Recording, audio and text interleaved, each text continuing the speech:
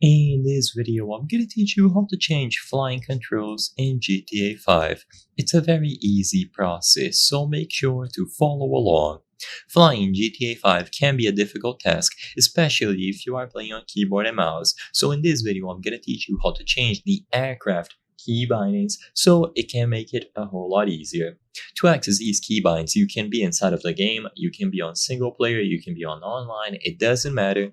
And what you have to do is pause the game, go over to settings at the top, and one of the options here is going to be key bindings. This is where you will be able to modify all of the aircraft controls among other options. So go into key bindings under these settings.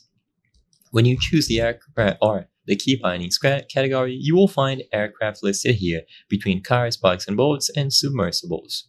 Now, I want to make it very clear that as of today, it seems like you can only change the key binds for keyboard, which is unfortunate.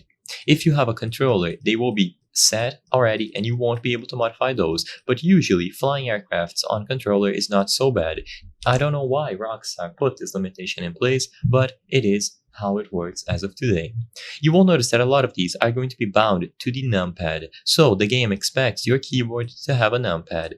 If you have a modern keyboard, it is likely that it doesn't have a numpad, so keep that in mind. It's important to go into these and change these key bindings to something else so you have full control of all of the actions for the aircraft that you are flying.